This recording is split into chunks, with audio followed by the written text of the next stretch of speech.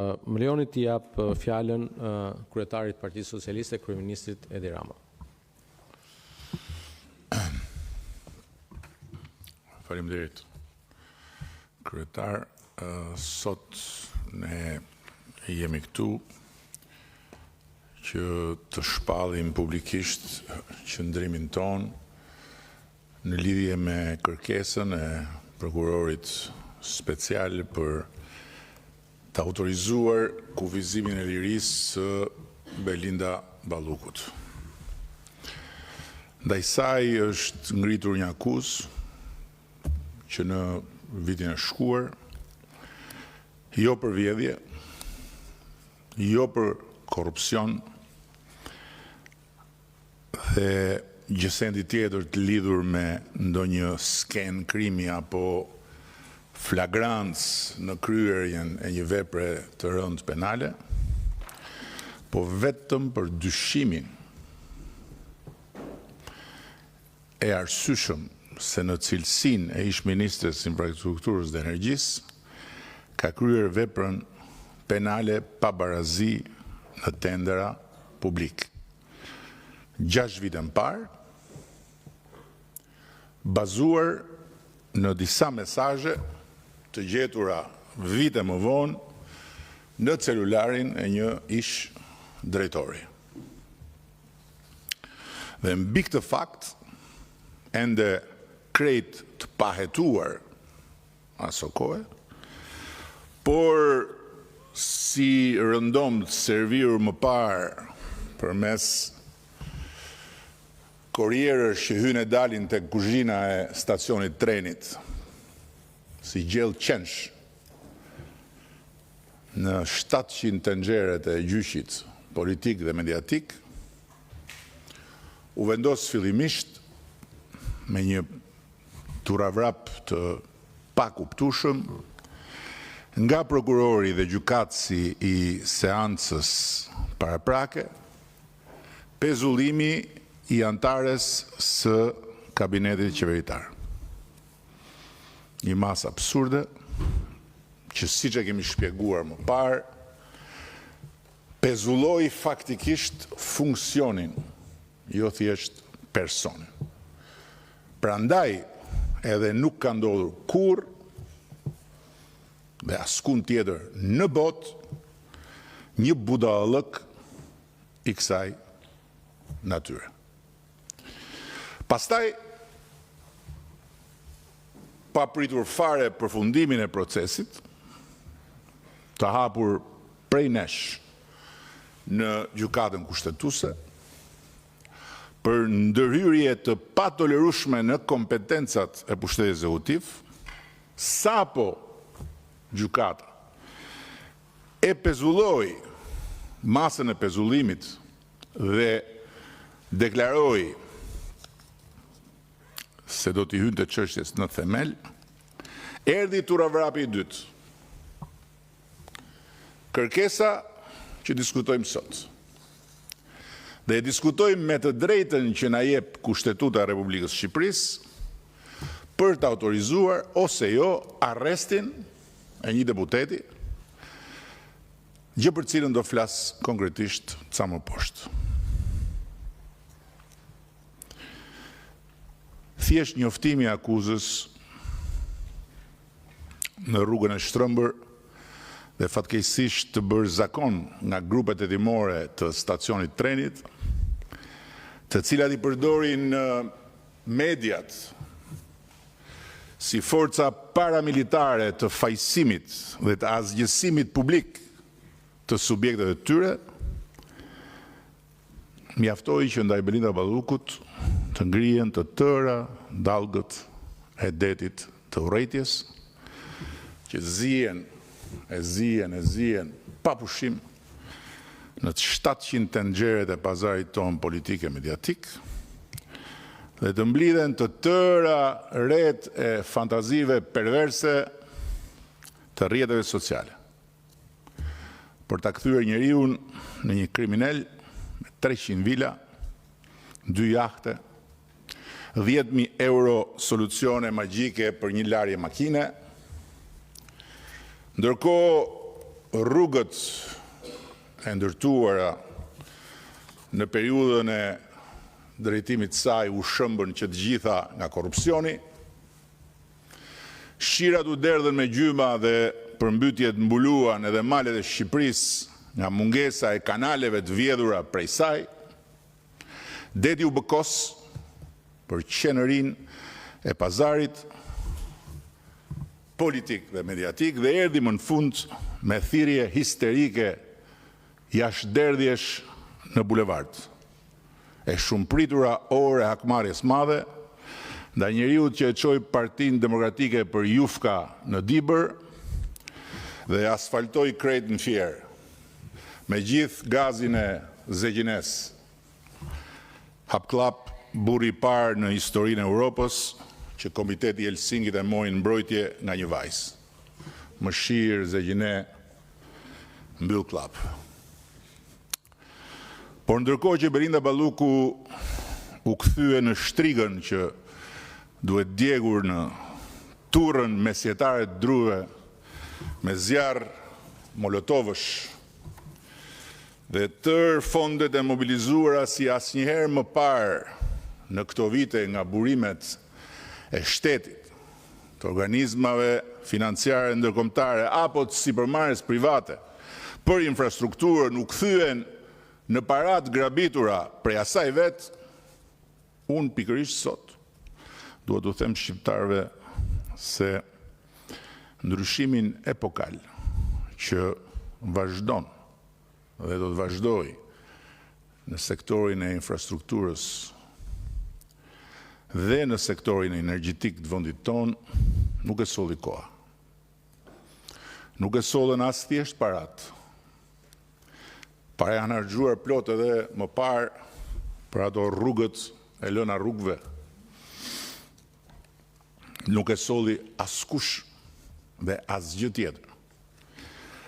Përpos votës tyre për këtë parti,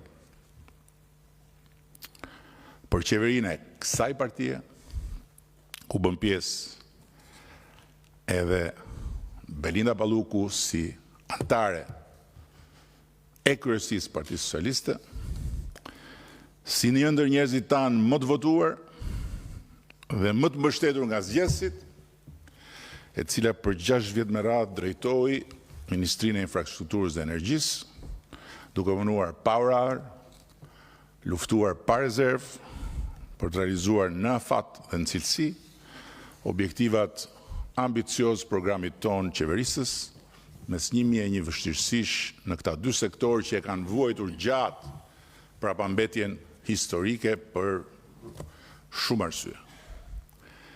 E di që edhe këtu mes nesh ka disa që mendojnë se fitoret shëmbullore elektorale të Belindës dhe skuadrave të udhëhequra prej saj në territor burojnë nga fuqia e pushtetit që ajo kishte.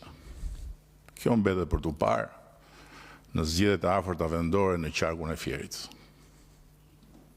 ku ajo do të vazhdojë të drejtojë qarkun dhe nuk do të jetë më në asnjë pushtet ekzekutiv. Por ajo që unë di me siguri është një gjë tjetër, se pak kush nga ne këtu i mban si Belinda Balluku kontaktet me territorin, duke shkuar rregullisht në zonat që mbulon si drejtuese politike. Nuk kam fare në plan ta shpall as hero dhe as viktim Belindën sot, dhe uroj që në hetimin e çështjes për të cilën ajo akuzohet se ka kryer një vepër penale, prokuroria të shteroj çdo pistë që mund të çojë tek korrupsioni. Sepse në fund të ditës gjithkush pas të 18-ave varet vetëm nga këmbët e veta, me ligj dhe me zakon. Ndërkohë që unë si kryeministër, ndryshe nga sa mendojnë dhe flasin ata që se kanë idenë e kësaj detyre, nuk e kam as të mundur, por nuk e kam as të lejuar qoftë nga ligje, qoftë nga zakoni, që t'i mbaj pishën asnjë bashkëpunëtori. Nuk kam ndërmend as t'ju them aq më tepër juve që i njihni më mirë se të tjerët, që Belinda është një njeri që durohet lehtë në punë. Pasi ca më shumë e ca më pak, e dim të gjithë se sa e lehtë është merresh me të, sidomos kur i thot koka që ka të drejtë edhe do me çdo kusht që të dalë vetja. Nuk kam jo ndërmend ta shpalt pafajshme, për çka akuzohet, apo të shkel për të vijën e kuqe, të cilën e kam vizatuar përpara deputetëve në këtë sallë të nesërmen e miratimit të reformës në drejtësi, dhe që vlen për të gjithë njësoj, duke e marrë në mbrojtje nga drejtësia dhe duke hyrë në përmbajtjen e çështjes. Gjëra që i takojnë ekskluzivisht avokatit apo prokurorit dhe gjykatësit. Jam unë dakord me këta të fundit. Por nga ana tjetër, nuk kam ndërmend as që në një moment si ky t'i lë pa përmendur transformimet e mëdha në dy sektorët që ministria kanë drejtuar dhe ndjekur për ditë, pa ndaluar asnjë ditë. Gjatë tyre 6 vjetëve në vendin tonë janë ndërtuar dhe rindërtuar me standarde europiane rreth 1000 kilometra të rrjetit të ri rrugor kombëtar, nuk llogaris rrjetin dytësor dhe tretësor, sepse nuk është në kompetencën dhe autoritetin e ministrisë dhe të qeverisë, por të bashkive dhe të Fondit Shqiptar të Zhvillimit. Ndërkohë, 40 kantiere janë aktualisht të hapura në gjithë vendin dhe do të jenë vlerështuar Shqipërisë 2030 në Bashkimin Evropian. Që nga aksi Elbasan Rogozhin, i cili mbyllet në 2027 me ecuri mbi 60% aktualisht, tek Elbasan Qaftana, që po ashtu mbyllet në 2027, duke i vënë në dispozicion jo vetëm Shqipërisë, po edhe Bashkimit Evropian, edhe NATO-s korridorin e 8, i cili për 30 vjet u bllokua në Komisionin Evropian nga të tjerë, për të mos u kualifikuar dhe klasifikuar si korridor i rrjetit europian të transportit, dhe e zhbllokuam ne në samitin e Bashkimit Evropian me Ballkanin Perëndimor këtu në Tiranë, dhe i cili njëkohësisht është shpallur korridor sigurie për mobilitetin e forcave të NATO-s. Edhe Elbasan Banj apo bypassi i Fierit dhe i Vlorës, rrugë të cilat numëroheshin dikur me daulle dhe me klithma majkrahi në inventarin imagjinar të mira kilometrave të ditëziut dhe të punëziut që i ra për hisë Shqipërisë dje dhe i ka rënë përfyti opozitës nga lindja dhe deri në agoninë e saj, po të cilat në fakt ishin vetëm gropa, borxhesh dhe plagë të hapura rrugëve, janë vepra që janë kryer pikërisht në këto 6 vite.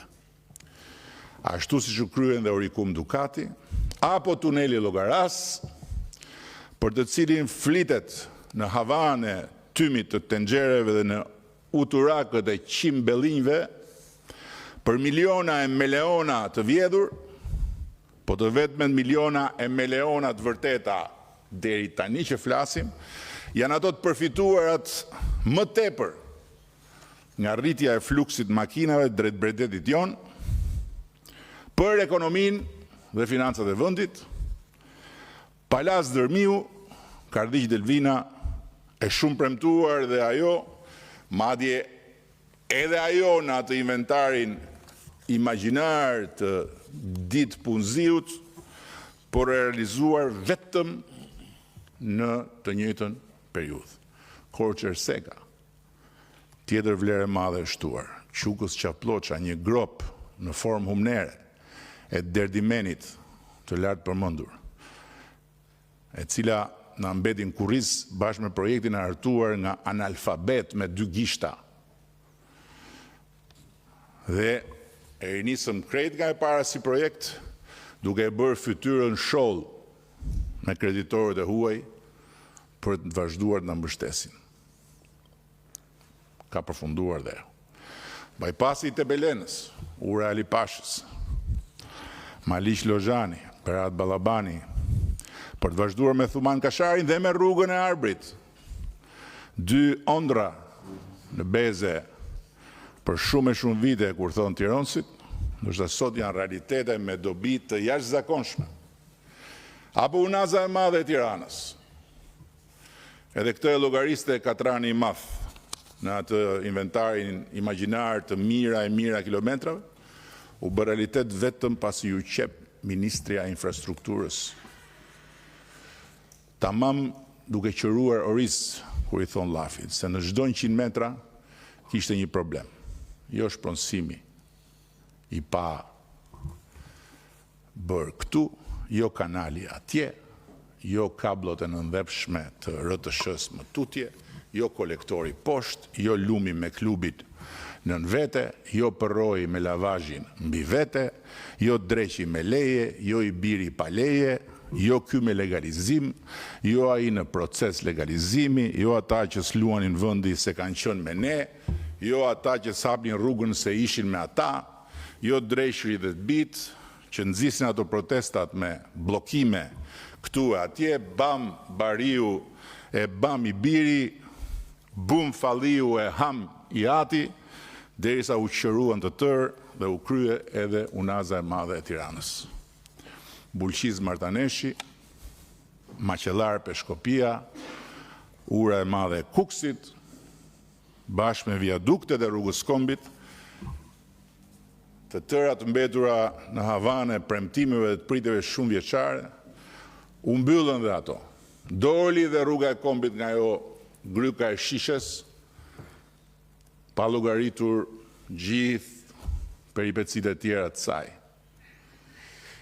Janë aktualisht në ndërtim rruga e Ksamilit, zgjerimi i autostradës Tiranë-Durrës, segmenti i parë i bypassit Tiranës Vaçar-Kashari, rruga Ndroq-Plepa, bypassi Sarandës, rruga e Komanit, ndërkohë që segmentet e korridorit blu nga Baldrem Miloti, Milot Thumana, Kashar Lekaj, Lekaj Fieri, janë të tëra në përgatitje kantieresh, pas procesesh të ndërlikuara teknike dhe lidhjet kontratave koncesionare. Nuk i rëndita kot tëra këto, sepse janë vepra dhe një Shqipëri tjetër, ndërplot tjera që kemi ndërtuar dhe po ndërtojmë, një Shqipëri që s'ka asnjë lidhje me Shqipërinë e 700 tenxhereve që bullojnë për ditë dhe për natë, skandal këtu, skandal atje, shpërtheu andej plasi këtej, ikën të tërë jashtë nga Shqipëria, ikën të tërë brenda nga qeveria, bam, bum e bam, bum. I rendita sepse dua t'i ftoj të gjithë, ju që jeni këtu dhe ata që na kanë besuar drejtimin e Shqipërisë. Po edhe këdo tjetër që nuk ka frikë ta provojë ta marrë me mend, që t'ja heqin për një çast vendit të gjitha këto artere të reja dhe ta marrin edhe një herë me mend rrugën e vjetër për Dibër. Ato që nuk mbaron të kurrë. E kur ti thoshe Peshkopi, në fakt s'ishe akoma në Burrel. Të shkoj njerë për Vlorë dhe të harrojnë bypassin, t'i bie nga radhima dhe të fillojnë të kaptojnë Llogaran, të ikin një herë për Sarand nga Gjirokastra përmes asaj rrugës me rrotullime, ku rrotullohesh dhe pastaj e gjete veten 2 metra mbi pikën ku ishe përpara se të fillojë rrotullimin dhe pastaj futesh prap në rrotullimin tjetër. Të provojnë edhe një herë sekën nga ajo rruga e mëparshme, që dikur e detyroi një shokun ton që bënte fushata ndej, t'ju thoshte kolonialëve çudi si e votoni ju Partinë Socialiste. Kujtohet ai shoku? Se u merua duke bërë atë rrugë. Dhe po ndalem me kaq se kam frikë se mos i zë rruga ata që po na dëgjojnë. Duke udhëtuar në para Shqipërinë asaj infrastrukturës së ububushme. Po besoj se çdo mendje e lirë nga urrëtia politike i mjafton kaq. Një udhëtim i shpejt, mbrapsht, në kohë për ta pranuar pa asnjë gajle vlerën e punës kolosale që është bërë. Flasim pak për hekurudhat se kollajt thuash ku i keni hekurudhat, pse si bëni hekurudhat, s'keni një hekurudh, s'keni, se nuk keni turp, nuk keni, por të rilindësh infrastrukturën e kurudhore nga hiçi, ku e katandisi liri demokracia e fillim viteve 90, duhet jo thjesht një përpjekje dhe një durim shumë i madh, po dhe një reputacion i vendit, një situatë ekonomike dhe një aftësi financimi që deri dje Shqipëria nuk e kishte asgjë kundi.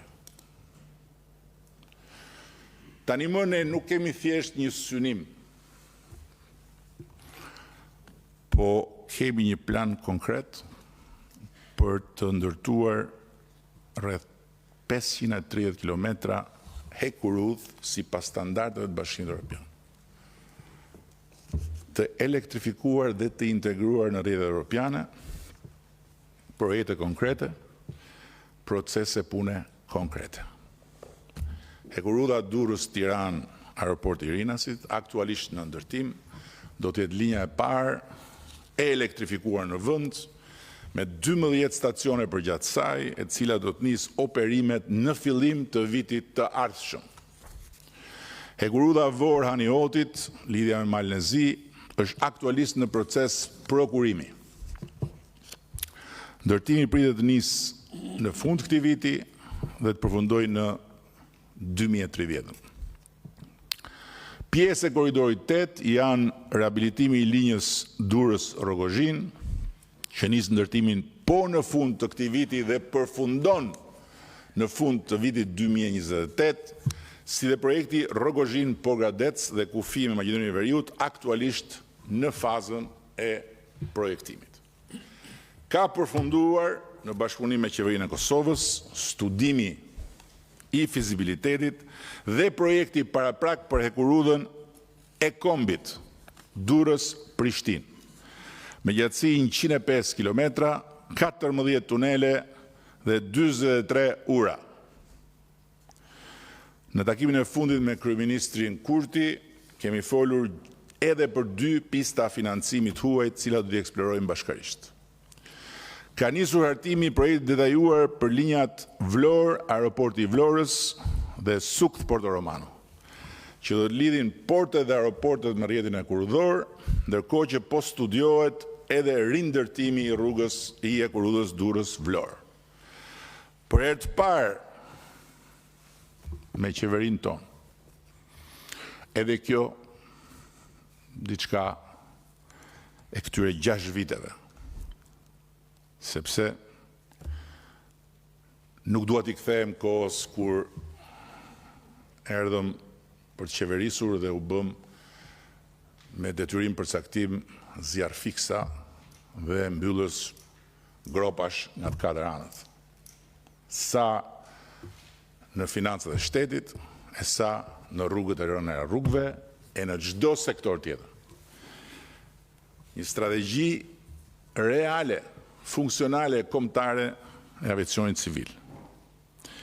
E fokusuar në infrastrukturë, në konkurrencë dhe në ndërlidhje, që e ka rritur aksesin e qytetarëve në aviacion nga 13% që ishte në vitin 2019 në 34% që është sot.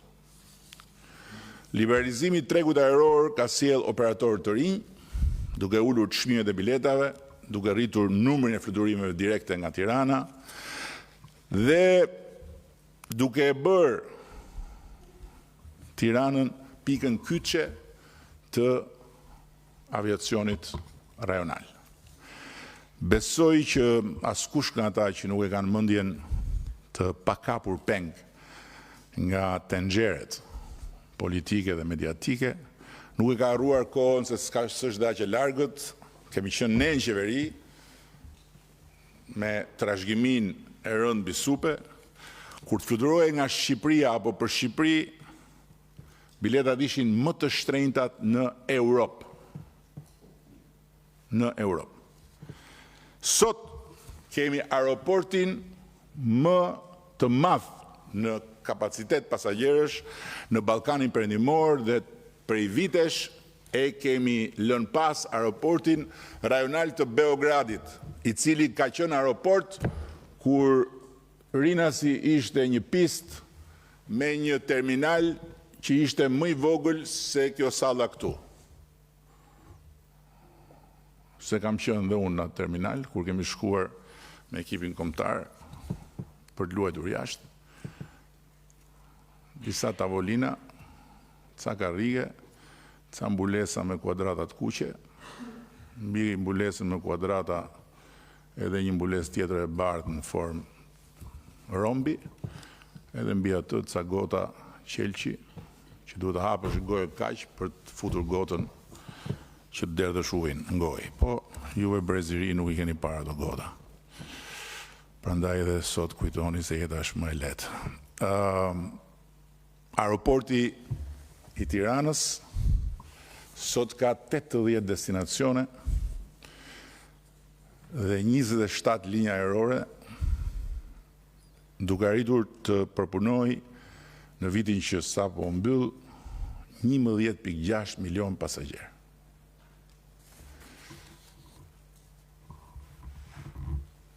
%247% më shumë krahasuar me vitin 2019. Para se të futej në funksion gjithë strategjia për cilën fola. Aeroporti ndërkombëtar i Vlorës është në fazën përfundimtare të ndërtimit dhe do të fusë në Shqipëri përveç fluturimeve transoqeanike edhe modele të reja biznesi të aviacionit, kargon edhe mirëmbajtjen e avionëve, gjë për cilën është nënshkruar edhe marrëveshja.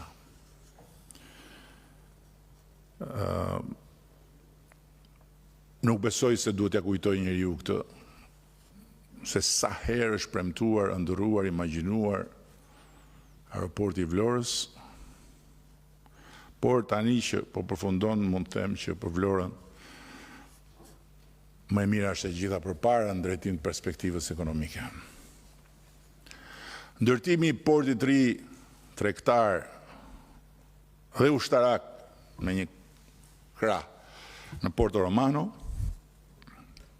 parashikon trefishimin e kapaciteteve përpunuese aktuale dhe krijimin e një zone të lirë ekonomike, parku logjistik, ndërkohë që hap rrugën e 2 porteve të reja të thata në Prishtinë dhe në Shkup, duke krijuar një nyje të re me fuqi strategjike dhe logjistike të konsiderueshme, jo thjesht për rajonin, po dhe si një vlerë e shtuar për Bashkimin Evropian dhe NATO. Dhe duhet të them këtu 2 fjalë për Porto Romanon, është një nga proceset më të ndërlikuar, ndoshta më ndërlikuar që ne kemi bërë.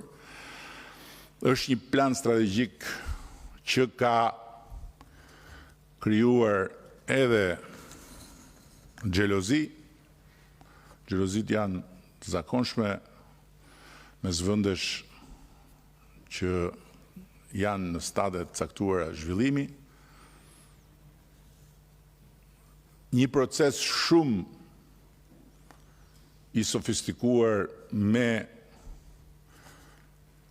projektin e studios më të madhe në botë dhe me reputacionin më absolut në botë për ndërtimin e infrastrukturës dhe sidomos të asaj portuale e Royal Asconic nga Hollanda, një garë e jashtëzakonshme me pjesëmarrje nga të gjitha anët, por e monitoruar nga anët e zhëja nga konsulenti i Royal Asconic përsëri, dhe armiqësi ndaj projektit. Nuk do flas më shumë, por një gjë dua ta them këtu. Ata që e luftojnë projektin, ata që s'po lën gur pa luajtur për ta bllokuar projektin, ne i dim kush janë. Dhe i kanë bërë llogarit gabim,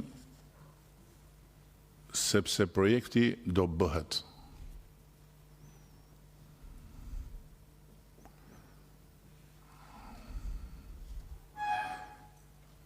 Unë nuk kam plan B vetëm për Bashkimin Evropian. Për çdo gjë tjetër, jam të C-ja. Investimet e tjera në proces përfshin dhe transformimin e triportit në Vlorë, një port mirëfill tregtar, i shumë munguar për Vlorën, dhe ndërtimin e 4 marinave turistike në Durrës, Vlorë, Sarandë dhe Shëngjin. Nuk do flas për marinën e Sarandës, se po më shikon Ulsiu, dhe s'dua të krijoj konfuzion këtu për raportet shumë të kthjellta që kemi me drejtësinë. Ndërkohë që marina e Durrësit dhe e Vlorës janë në proces ndërtimi, në Shëngjin kemi filluar një proces me kryetarin e bashkisë dhe me një super ofertë të një subjekti shumë të njohur në Europë. Për Sarandën, pyesni Ulsion më shumë. Për sa i përket energjisë, sot kemi përqindjen më të ulët të humbjes në rrjet, që hyn tani më në sferën e humbjes teknike, ndërkohë që e patëm nisur atëherë me 50% thuajse humbje në rrjet. Janë zhvilluar 5 ankande ndërkombëtare që kanë krijuar mundësinë për 640 MW kapacitete fotovoltaike dhe 222 MW kapacitete eolike, duke arritur disa nga çmimet më konkurruese në Europë për energjinë e rinovueshme. Karavastaja 140 MW është sot në operim. Spitalla 100 MW është në ndërtim.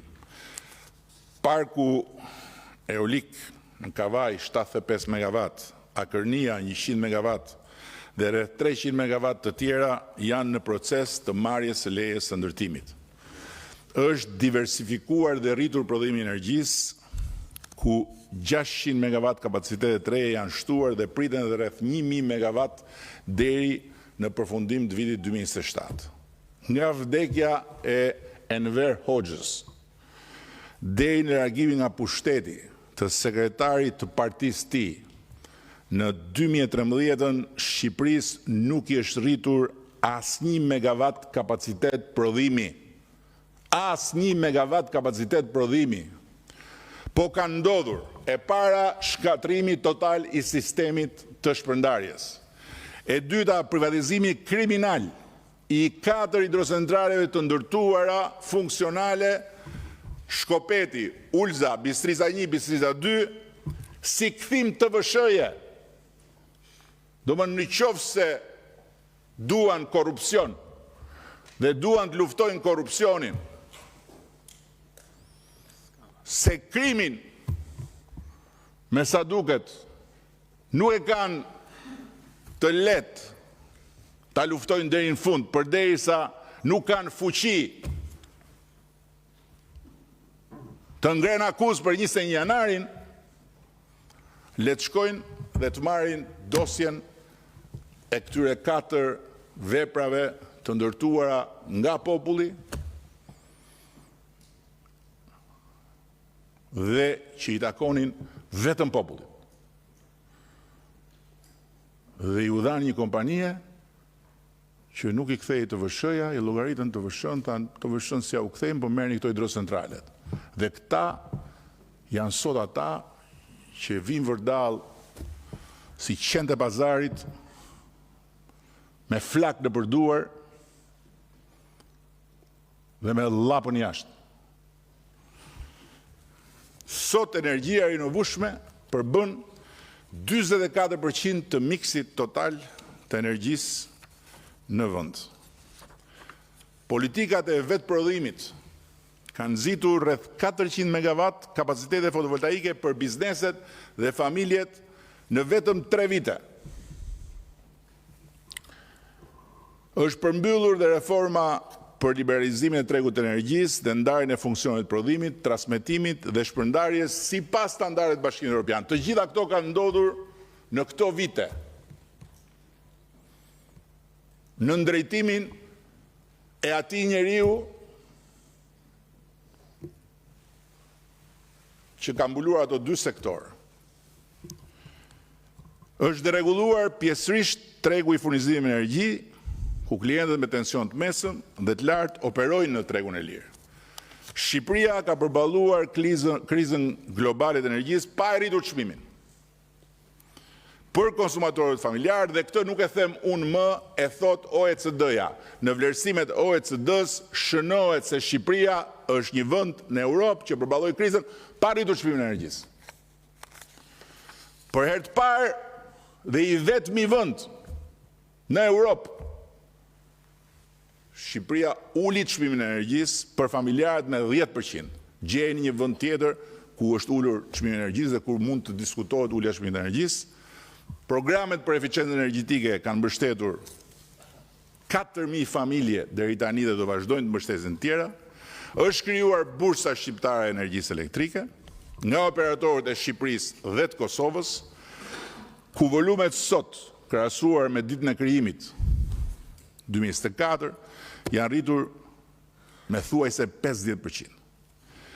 Është forcuar integrimi rajonal përmes projekteve të interkoneksionit me Maqedoninë e Veriut dhe Kosovën dhe aktualisht po punohet për të trefishuar kapacitetet me Greqinë, si dhe për të ndërtuar linjën e transmetimit me Italinë.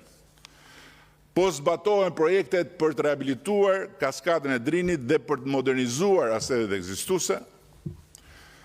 Investimet e keshit drejt për drejt përfshin 75 megawatt kapacitet fotovoltaik, 110 megawatt termik dhe projektin pump storage me rreth 300 megawatt. Ndërkohë, përmes bashkëpunime ndërkombëtare, veçanërisht me Mazdarin e Emiratet Bashkuara, do të fillojë gjenerimi i kapacitetet të reja, duke filluar nga parku fotovoltaik i Tragjasit 120 megawatt. Ka nisur projektet për infrastrukturën e karikimit të automjeteve elektrike. Projekti Nur në bashkëpunim me Sokarin do të mundsoj për herë të parë përdorimin e gazit natyror në Shqipëri si një burim energjie i cili rrit sigurinë e furnizimit dhe sigurinë energjetike në vend, ndërsa marrëveshja që përmenda ajo trilateralja me Italinë dhe Emiratet e Bashkuara për transmetimin në mënyrë të energjisë do ta vendosë Shqipërinë në një pozicion të ri strategjik edhe në këtë fushë. Dhe e fundit që kam është motamo nga World Economic Forum, Shqipëria renditet në krye të klasifikimit për qëndrueshmërinë e sektorit energjetik. Nuk e lë dot ujin pa e sjell këtu, sepse reforma e ujit ka marrë tani më një pamje të qartë për ku po shkojmë. Në 2022 u përmbyll faza e parë e reformës, rajonalizuam shoqëritë, i reduktuam nga 58 në 14 që të rrisnin performancën financiare të sektorit. Në 2024 nisëm për herë të parë subvencionimin e ujit për kategoritë caktuara të klientëve më vulnerabël. Kemi zhvilluar sistemet digjitale për monitorimin e burimeve ujore dhe depove, si dhe përfunduar një projekt për digitalizimin e shërbimeve për qytetarët. Janë realizuar mbi 35 miliard lek investime në këtë sektor. Furnizimi 24 orë është arritur në 43 zona urbane dhe 98 zona rurale. Arktimet kanë shkuar në një nivel rekord me 11.2 miliard lek në 2024, rritje me 13%, ndërkohë që pagesa e faturat e energjisë nga shoqëritë e usjellësit që nuk paguan energjinë ka arritur në 93%. Shoqëritë e usjellësit kanalizimeve kanë arritur të mbulojnë kostot e operimit, diçka që nuk ndodhte më parë. Dhe të mirëmbajtjes duke treguar që janë shëndoshur financiarisht në pikën ku mund të kalojmë në fazën tjetër të reformës. Kanë përfunduar mbi 200 projekte për rindërtimin dhe ndërtimin e usjellësve në këto vite, rrjetesh kanalizimi, impiantesh trajtimi, të shpërndarë në të gjitha qarqet. Janë 80 kantiere në proces. Tani unë jam i bindur se kjo pasqyrë faktesh dhe shifrash, sa kokëforta, aq dhe domethënëse nga dy sektorët strategjik që Belinda Balluku ka drejtuar si titullar politikit tyre, do të gjuhet dhe do të pështyhet nga tërë lukunia e pazarit të tenxhereve politike dhe mediatike, si të ishte një flet lavdërimi me fotografinë e saj. Por faktet janë fakte. Dhe asgjë nuk i ndryshon dot. Ndërkohë që për mua, për ne, këto nuk janë faktet e pafajësisë apo të amnistisë, për çfarëdo faj mund të ketë bërë Belinda, të cilin sidoqoftë nuk e përcaktojnë dot as një prokuror, as dy uturak mediatik qimbellinj që mbledhin e hedhin jashtë nxjerrjet e urrëties ndaj nesh, duke pastruar para dhe duke bërë evazion fiskal në sytë e mbyllur të prokurorisë që i ka dosjet për të dyja këto akuza të depozituara institucionalisht nga tatimet e Republikës së Shqipërisë. Po tatimet e Republikës së Shqipërisë janë të Republikës. Prandaj nuk janë aq të rëndësishme se sa janë qimbellinjt, që janë të hurit dhe të litarit.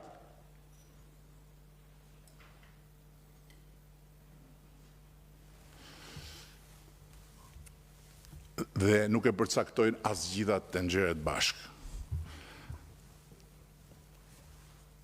Atë fajsin ose pafajsin e përcakton vetëm procesi gjyqësor. Ndërsa pasqyra e fakteve të një pule kolosale nuk i takon kursesi një individi thjesht me një rol të pamohueshëm në të gjithë zinxhirin e arritjeve në dy sektorë kaq të rëndësishëm, po të gjithë atyre që kanë pasur një rol për të luajtur nga skuadra e qeverisë tek ajo e Ministrisë Infrastrukturës, duke filluar nga Sindi 32 kile, që na doli dhe njeri për të kontrolluar shtëpia në 6 mëngjesit, deri tek i fundit, bashkë me drejtuesit dhe ekipet e institucioneve dhe ndërmarrjet varësisë, pa haruar padyshim deputetët e komisioneve të lidhura me ata sektor, si dhe mbështetjen vendimtare që grupi socialist i ka dhënë të gjitha reformave të bëra. Dhe për këto fakte, për këto arritje, për të gjitha përpjekjet dhe mundin që është dashur deri këtu, që të gjitha ata që kanë bërë detyrën e tyre, përfshirë patjetër edhe ministren e infrastrukturës dhe energjisë, si përgjegjëse për dy sektorët, meritojnë vetëm respekt. Ndërsa, të gjitha atyre njerëzve të zakonshëm të këtij vendi, me kushtin që të mos jenë pjesë e turmës së qorrave dhe të shurdhve, me Molotov në gojë dhe në duar, por që mund të jenë mbështetës tanët, siç mund mos jenë mbështetës tanët, dhe që sido qofshin, e kanë gjykuar tani më pa gjyq, dënuar pa i dhënë as të drejtën të mbrëhet në gjykat për çka akuzohet. Dhe duan ta shohin në burg Belinda Ballukun. Pa pritur as të hapet dera e sallës gjyqit për të nisur procesin, u them që t'i bëjnë vetes një pyetje. Ku ndryshojmë ne? Që të gjithë ne sot, apo të paktën, ku duhet të ndryshojmë ne, shqiptarët e sotëm, pavarësisht bindjeve dhe simpative tona, politike apo njerëzore, nga ata që dje e deshën me dojmos të pushkatuar gjyshin e saj, apo nga ata që regjimi komunist i gjyshit të saj i deshi me dojmos të pushkatuar, të burgosur, të sërgjynosur, pasi u bëri fillimisht gjyqin në gazet, në radio, në televizion, dhe i dënoi në emër të popullit, pa u dhënë as të drejtën të mbrohen në sytë e popullit. Kjo nuk është një pyetje që unë e bëj sot për të mbrojtur Belinda Ballukun nga e vërteta, që i takon vetëm procesit me saj dhe drejtësisë. Sepse unë nuk jam avokati as kujt këtu, përballë një akuzë të ngritur nga prokuroria, ndaj kujt do qoftë këtu brenda apo pranë nesh. Kjo është një pyetje të cilën unë e bëj sot për të mbrojtur të vërtetën e madhe që i takon vetëm demokracisë, nga të gjithë abuzuesit e saj, sepse unë jam kryeministri i këtij vendi. Përballë një sfide historike të marrë përsipër nga Partia Socialiste dhe nga unë vetë si udhëheqësi i saj. Kjo e vërtet e madhe quhet prezumimi i pafajësisë, si parakusht absolut i çdo hetimi dhe procesi gjyqësor dhe si vijë e prerëndarse mes demokracisë dhe diktaturës, mes drejtësisë dhe arbitraritetit.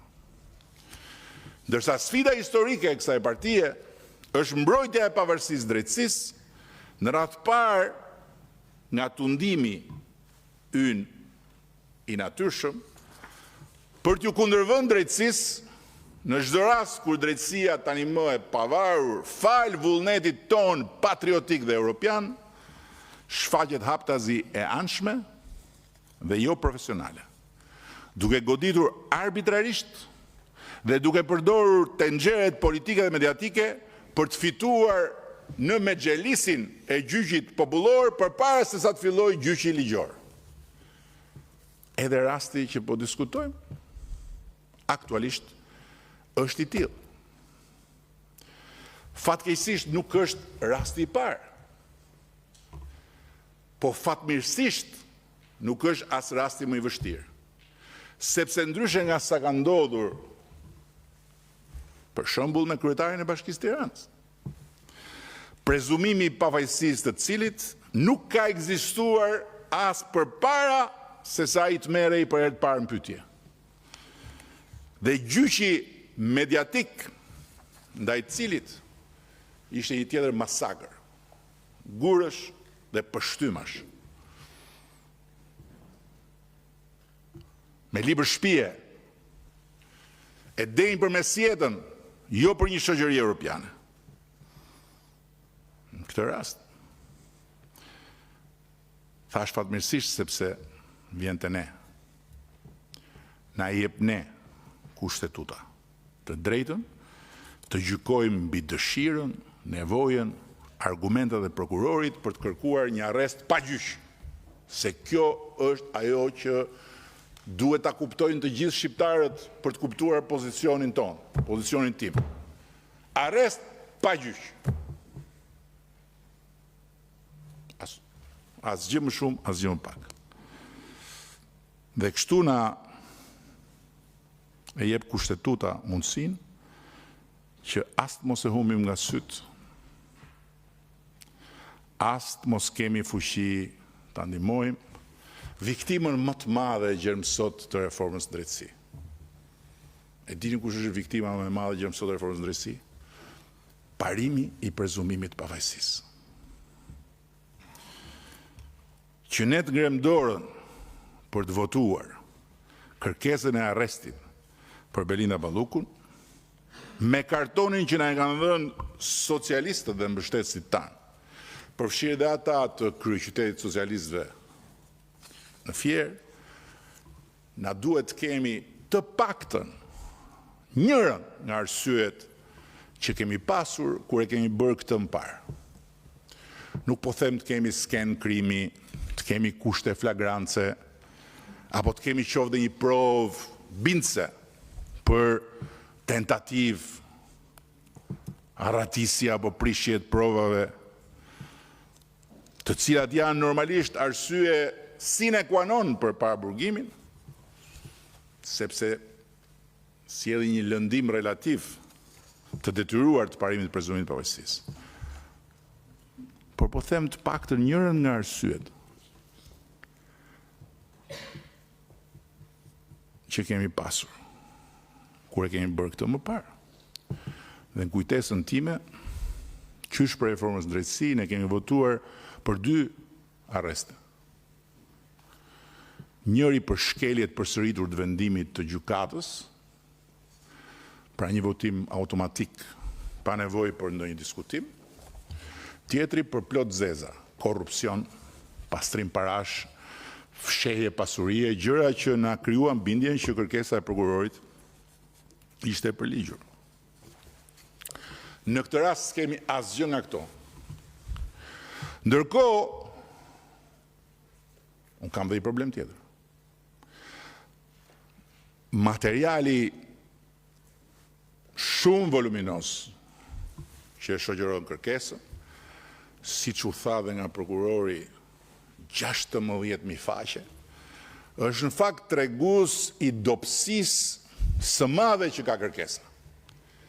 Sepse ato 16.000 faqe janë një kolpo e bukur propagandistike për t'ju quar fjalë gjithë shqiptarëve të etur për drejtësi që janë 16.000 faqe me vjedhje. Në fakt, ato janë studime, janë projektime, janë prokurime, janë vendime, janë urdhresa, janë arkiva e Ministrisë së Infrastrukturës dhe Drejtësisë gjatë periudhës drejtimit Belinda Ballukut, e marrë me kamion dhe e quar për të futur në dosje, një dosje që nëse përbën provë për diçka, është prova më e fortë e punës së madhe serioze të Ministrisë së Infrastrukturës dhe Energjisë. Të tjerat janë dokra. Unë nuk jam në njohës i procedurave të kuvendit, por personalisht ja kam thënë dhe shokëve të Këshillit Mandate, po t'isha një nga ata, unë do i ktheja mbrapsht ato 16.000 faqet si një qasje jo serioze. Për mua ofenduse, po unë mbase ofendohem letë. E përfaqësuesit pushtetit të pavarur gjyqësor ndaj përfaqësisë së pushtetit të pavarur legjislativ. Dhe pikërisht si iluzion optik. I mbani mend kur keni qenë fëmijë ato pasqyrat e thyera që kapin diellin dhe ja përplasin syve dikujt, një gjë e vogël dhe duket sikur të vinte gjithë dielli përballë, ashtu janë ato 16.000 faqet. Ulsim Manja më ka shpjeguar një herë fenomenin e volumeve të mëdha të kërkesave të prokurorëve me fjalët e ndjespas Stavri Çeços, profesor i nderuar i Fakultetit Drejtësisë, i cili thoshte: kur s'ka prova bindse shkruhet gjatë se flet prokurori. Kur ka prova bindse shkruhet shkurt se flasin provat. Por më e rënda sipas meje në orvajtjen e prokurorit pranë kuvendit është diçka tjetër. Paraqitja e një incizimi të një bisede mes një të pandehure me një bashkëbiseduese. Ku e pandehura, shpjegoj, sipas prokurorit, na qenë kesh kërcënuar. Dhe ku sipas shokëve të shihet mandateve në atë proces verbal, nuk përmend asgjë kundi në atë bisedë Belinda, ministrja, titularja, apo ndonjë gjë që duket si një kërcënim real. Tani, besojeni ose jo, unë vetë as nuk e kam dëgjuar, as nuk kam ndërmend ta dëgjoj këtë kërcënim të incizuar apo të lexoj proces verbalin. I kam të merr këto forma, po drejtësia ka detyrën e vet t'i përdori, që e pas ka shtyr prokurorin të marrë gjitha do të përpjet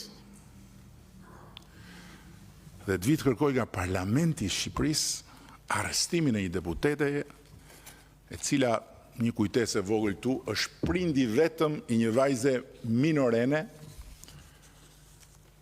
nuk po marr fare as për bazë faktin që këtë kërcënimin prokurori e kishte, apo jo, e kishte, edhe përpara se sa ta pezullonte ministren. Ndërkohë që e nxori vetëm kur ra masa e pezullimit, duke përdorur si rrethan rënduese për të kërkuar me çdo kusht arrestin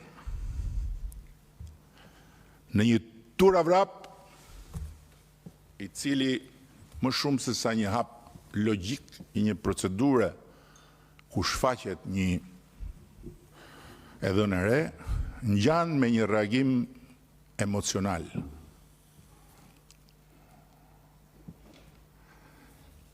Ndaj rrëzimit masës pezullimit nga gjykata kushtetuese. Po nejse. Unë nuk po them fare as që një thënie e një të pandehuri në të njëjtin procedim nuk ka vlerën e dëshmisë. Dhe thëniet e tij merren me rezervë pasi nuk mund të konsiderohen si provë në kuptimin që ka prova në kodin penal. Dhe këtë e thot kodi, nuk e them unë, por nuk e quaj. Unë po e zë tani se e pandehura i thot bashkëbisedueses në telefon. Belinda Balluku personalisht më ka lidhur pas karrigës. Më ka vënë në fyt një thik që kishte edhe disa pika gjaku të tharë. Dhe më ka thënë do të të vras. Po nuk the kështu apo po nuk bëra ashtu. Unë po e marr që prokurorët kanë sjell këtë. Tani, a ka njeri të ma tregoj mua si mund të vihet në kuvendin e Shqipërisë me kaq? Me një muhabet të tillë telefoni, pa bërë asnjë ballafaqim, pa bërë asnjë kryqëzim dëshmish, pa bërë asnjë verifikim kur ndodhi kjo thangmë, sa do në mënyrë të tmerrshme të përshkruhet ajo në një bisedë telefonike mes dy grash, ose burrash, se burrat janë më të këqij se gratë kur flasin në telefon. Aq më tepër një i pandehur me një tjetër. Si u merr ka mbrapa hekurave kaq kollaj? Njeri, se folën dy veta në telefon. Dhe kjo është një provë e re që s'është as e re. Dhe kur mendoj që vihet me këtë kollajllëk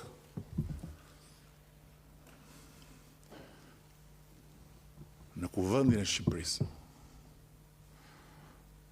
për të kërkuar kokën e një të zgjedhuri. Mbasi është bërë gjithçka për t'ia futur 7 pash, jo në ndhe, po në lum. Po një njeri i thjesht, një njeri i pambrojtur, një njeri që i ngec qara ngosht me kushërinë e një prokurori, për shembull. E parafitoni ju si mund të haj fletën e arrestit, surratit,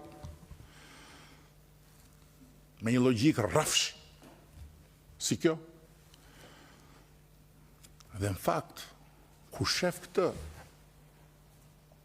aty e kupton konkretisht se si e hanë shumë njerëz në Shqipëri dhe se si për faqen e zezë të autorëve të kësisoj përplasje shturive të fletëve të arrestit, Shqipëria është bërë delja e zezë e Këshillit të Evropës.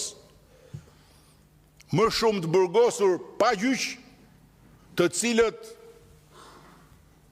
hanë e pinë me paratë të taksapaguzve,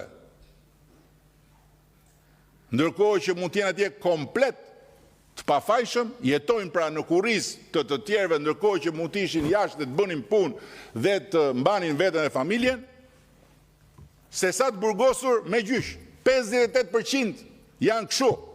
Hajde ta fusim një herë, se na ka dalë një incizim, se na ka ardhur një muhabet, se kemi parë ca mesazhe. Ku jemi këtu ne? Po çfarë është një njeri i zgjedhur nga populli apo një drejtues publik? Kokë për t'u marrë si trofe në pjatën e pazarit dhe për t'u shëtitur pazar në emër të drejtësisë dhe të luftës kundër korrupsionit, pasi është sakatuar dhe zhgarravitur paraprakisht. Grupi strukturuar kriminal, i tha gjykatësia prokurorit për Ilir Beqen, arbitri. Pra, lojtari përballë pretendon që ishte gol. Arbitri thot, nuk ishte një gol, ishin 2 gola. Dhe vari, gjykata e apelit, thot ishin 3 gola. Qa drejtësi është kjo? Qa gjykatës është janë këta? Ra, grupi strukturuar, nuk është ekzistent. Atere, po Ilir Beqe?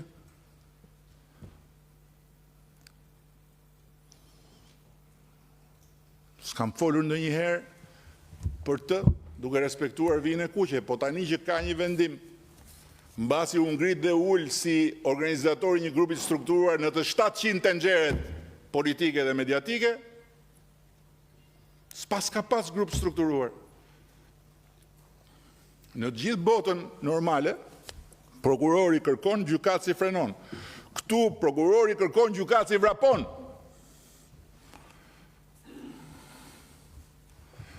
Po në emrin ton, jo. Me votën ton, jo. Herë tjetër, kur të vinë në kuvend për të kërkuar jo imunitetin, se dhe ky është një keqkuptim i madh. Nuk ka imunitet në Shqipëri ndaj hetimit. Nuk ka imunitet në Shqipëri ndaj përgjimit. Nuk ka imunitet në Shqipëri ndaj procesit penal për askënd nga ne që jemi këtu. Nuk ekziston imuniteti në Shqipëri siç e kanë në Gjermani, siç e kanë në Itali, siç e kanë në Francë, siç e kanë në thuajse të gjitha vendet e Bashkimit Evropian. Që nuk mundet dot të guxosh ta zësh me gojë emrin e një deputeti, jo më të fillosh hetim, pa shkuar një në parlament, e të thuash, a më lejoni mua të merrem me këtë? Në Shqipërinë nuk e kemi. E kemi hequr me konsensus, mos gabohen, në 2012. Ne kemi vetëm kufizimin ose jo të lirisë. Pra, një person hetohet në gjendje të lirë, apo një person çohet në burg me votën tonë. Dhe ne të ngrem dorën për të çuar në burg një deputet me këto argumenta? Po çajmë bashkautor në krijimin e popullit të paraburgosurve në Shqipëri. Dhe kur të vinë për të kërkuar heqjen e lirisë, herë tjetër prokurorët duhet vinë të armatosur me prova dhe të përgatitur si erdhën në dy rastet e mëparshme. Për një rast kishte një provë që s'kishte çfarë thoshe fare, sepse deputeti nuk zbatonte vendimin e gjykatës në mënyrë përsëritur, për një rast tjetër kishin një mal me argumenta. Po t'i vish kuvendit me një proces verbal e një incizimi qesharak, një grua me 2 gra, për legitimuar kërkesë ekstreme, arrest, pa gjyq.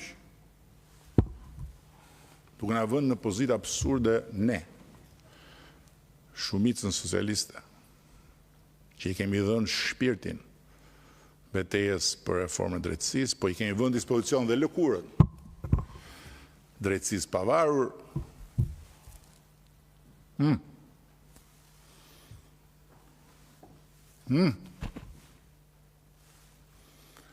Bëni që kemi për të bërë. Ku është parë kjo forcë politike në historinë e Europës? Të Europës. Hapini gazetat, lexoni çfarë thot motra ime atje për gjykatës e për prokurorët. Është vend i bëhes.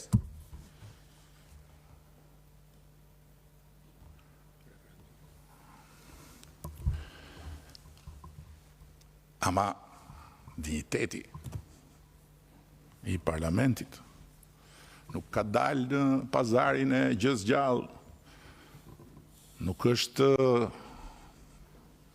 me dorën tonë.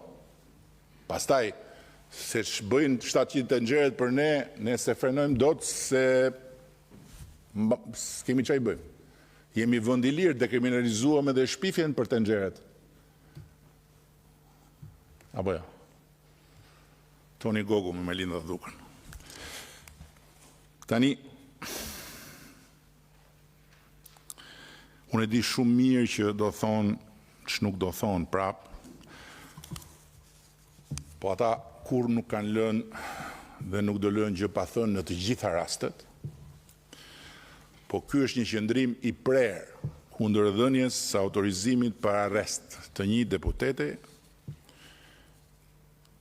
dhe është po aq parimor dhe i domosdoshëm sot, sa që është edhe një qëndrim paralel i prerë në mbështetje plot drejtësisë për të hetuar, gjykuar, vendosur e pa trysnuar nga pushteti ekzekutiv apo shumica parlamentare. Mosdhënia e lejes për arrest nuk është trysni, është thjesht kryerja e detyrës tonë. Vinit na kërkoni këtë, nuk keni kushtet për të pasur pranimin tonë. Le ta hetojnë deri në fund Belinda Ballogun. Dhe le ta ulin gjyq për akuzën e pavarësisë në tendera të para 6 viteve, për cilën i kanë dispozicion të tëra çfarë u duhet, por të mos fyen inteligjencën tonë duke na thënë që ajo rrezikon t'ju prish provat.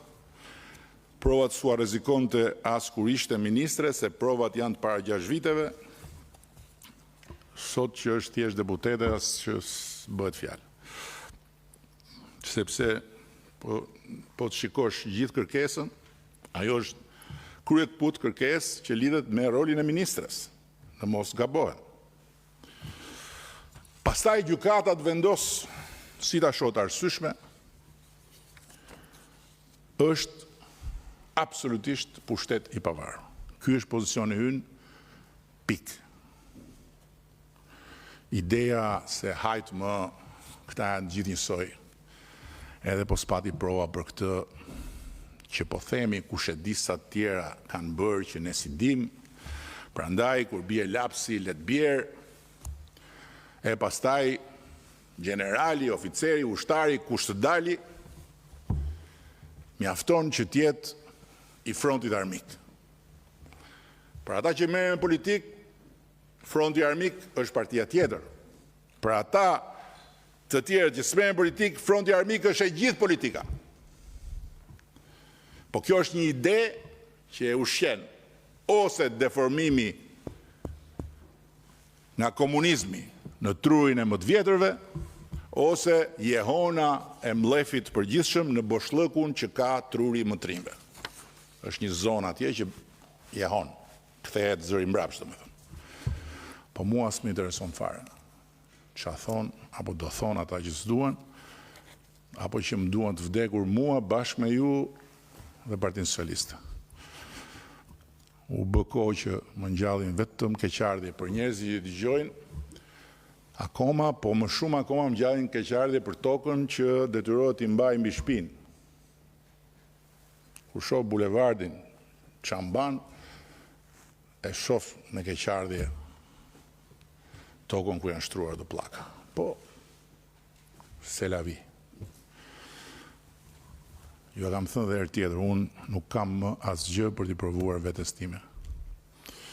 Kam hequr çdo lloj meraku që ka normalisht njeriu, e kam sprovuar veten në çdo nivel, qoftë si njeri në arenën politike këtu, qoftë si shqiptar në arenën ndërkombëtare.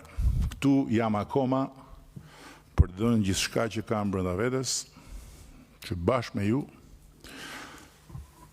të mos lejoj që Shqipëria të humbas mundësinë e jashtëzakonshme historike, të cilën e kemi krijuar me shumë mund, me shumë durim, po dhe na është krijuar nga rrethanat e reja gjeopolitike të kontinentit për të bërë brenda kësaj dekade vend antar i Bashkimit Evropian. Duan apo s'duan ata që s'duan, ne po bëjmë histori. Shqipëria e sotme është një Shqipëri tjetër nga ajo një dekade më parë. Prandaj është tetë e rëndësishme që të mos e humbim për asnjë çast nga syt këtë të vërtetë. Dhe ne nuk na lejohet të bijem pre presionit përditshëm të 700 tenxhereve, po jemi detyruar ta bëjmë historinë deri në fund me antarësimin e Shqipërisë në Bashkimin Evropian. Prandaj është tetë e rëndësishme po ashtu që të mos e harrojmë për asnjë çast edhe të vërtetën se pa Partinë Socialiste si një skuadër në formë, që duhet jetë në formë për çdo ndeshje, si skuadër, me strategji të qartë, me angazhim të madh kolektiv, me disiplinë të fortë në udhëheqjen e vendit, Shqipëria jo që nuk e arrin dot majën për ku po ngjitet hap pas hapi, po mund të kthehet mbrapa sa hapen mbyll syt. Shumica dërmuese shqiptarëve e din shumë mirë këtë. Prandaj na votojnë masivisht, jo se nuk i shohin të metat tona, jo se na i falin, po i gëlltisin gabimet tona, por ama din këtë. Pavarësisht se si e keq lexojnë votën e tyre, gjysmë analfabetët politik të frontit të kundërshtarëve tanë të mosozotshëm. Shumica dërmuese shqiptarëve din shumë mirë edhe një gjë tjetër, se ne dhe vetëm ne jemi garantët e pavarësisë së drejtësisë. Dhe edhe sot, konkretisht, me mënyrën si po i qasemi kërkesës për të autorizuar arrestin e një deputete, ne po e provojmë katërcipërisht edhe këtë. Po, katërcipërisht. Sepse unë fola gjatë deri këtu, por as ju dhe as kush që ka arritur të dëgjoj ato që kam thënë deri tani, jo ato që ka dashur vetë të dëgjoj, nuk keni dëgjuar asnjë llaf që të lëndoj autoritetin e prokurorit, që të hedh poshtë motivin e hetimit, që të bëj avokatinë e Belinda Ballukut lidhur me çështjen, e lëre pastaj që të angazhoj këtë fuqi të madhe që merr përpara të madhe të vogël, mjafton ta vendos për t'i vendosur përballë prokurorëve një mur me presion. Zero. Sepse unë respektoj plotësisht pavarësinë e prokurorit. Të drejtën e prokurorisë që tetoj edhe një bashkëpunëtor të ngushtë, si dhe respektoj detyrën time që në asnjë mënyrë të mos bëhem avokati i saj. Kështu që unë e falenderoj sot Belindën për punën e madhe që bërin detyrat që i besova për 6 vjet me radhë, dhe i uroj fatin që meriton, cili do qoftë fati që meriton, në betejën ligjore, për cilën do të ketë në krah vetëm avokatët e saj. Dhe i kërkoj ndjes për refuzimet e përsëritura të 3 dorëheqjeve të veta, të cilat pavarësisht interesit saj, apo edhe pikpamjes disa shokëve këtu për të lehtësuar presionin mbi të apo mbi ne, i kam refuzuar pikërisht dhe vetëm sepse drejtësia, pushteti i pavarur gjyqësor u kuturis, pa ose me dashje, këtë do ta mësojmë dhe të jeni të sigurt që po e mësova do t'ja u tregoj, në territorin e pavarësisë së pushtetit pavarur ekzekutiv dhe legjislativ. Pushteti këtu buron nga vota e popullit. Dhe kjo për mua ishte dhe do jetë e patolerueshme sa të jem unë këtu në këtë detyrë. Të dashur deputete, besoj isha po aq i qartë sa që është i qartë dhe raporti i Këshillit të Mandateve, shkruar nga pala jonë, po besoj që dhe në raportin tjetër të palës tjetër, i keni të gjitha argumentat pse kërkesa rrëzohet. Faleminderit. Faleminderit, kryetar.